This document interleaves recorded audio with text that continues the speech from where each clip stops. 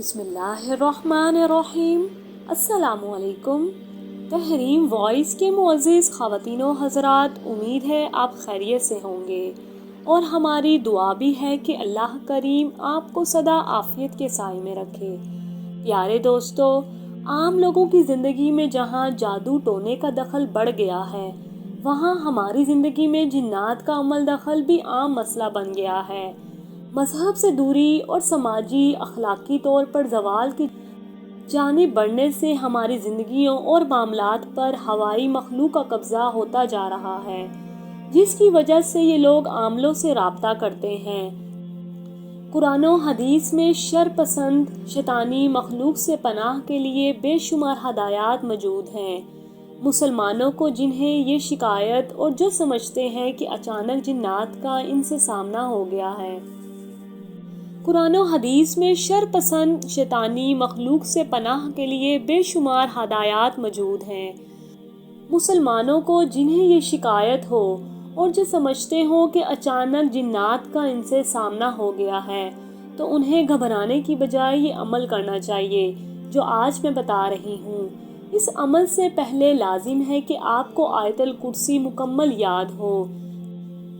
جنات کے خطرے کے پیش نظر آیت الکرسی کو کس طرح پڑھنا چاہیے، یہ بھی آج بتاؤں گی۔ موقع پر اگر لاکھوں جنات بھی آپ پر حملہ آور ہوں گے تو اللہ کے حکم سے وہ بھاگ جائیں گے۔ تو چلیے بڑھتے ہیں ویڈیو کی طرف۔ ناظرین کرام، روایات میں آتا ہے کہ انسان کو زمین پر اتارنے سے قبل اللہ تعالیٰ نے فرشتوں کے سردار ابلیس کو بارگاہ الہی میں طلب فرمایا۔ ابلیس جنات میں سے تھا اور آگ سے پیدا کیا گیا تھا۔ اس کو رب العالمین نے اس قدر علم عطا کر رکھا تھا کہ وہ اس علم کی بنیاد پر فرشتوں کا سردار بنا۔ ابلیس کو حکم دیا گیا کہ فرشتوں کی ایک جماعت کے ساتھ زمین پر اترو تو انہیں ویران جزائر اور پہاڑی غاروں میں قید کر دیا جائے، جو ایک خاص مقرر وقت تک وہاں قید رہیں گے۔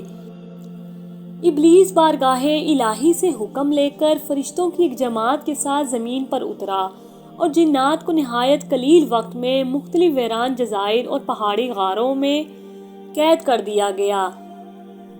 جنات کو قید کرنے کے بعد عرش الہی تک ابلیس کا فرشتوں کی جماعت کے ساتھ سفر شروع ہوا۔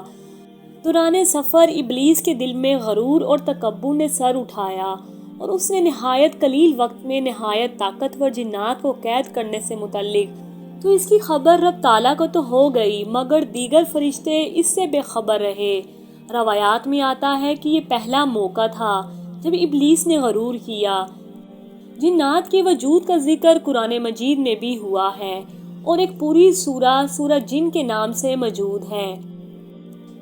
مسجد الجن مسجد الحرام کی شمال کی جانب 3 کلومیٹر کی مسافت پر واقع تاریخ اسلام کی عظیم یادگار سمجھی جاتی ہے۔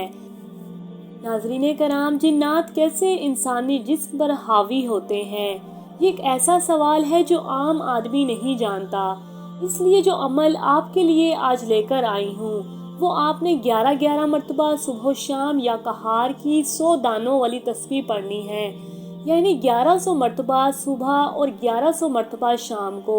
اس عمل سے آپ خود محسوس کریں گے کہ جنات کیسے جاتے ہیں، اور آیت الکرسی بھی اس موقع پر پڑھ لیں۔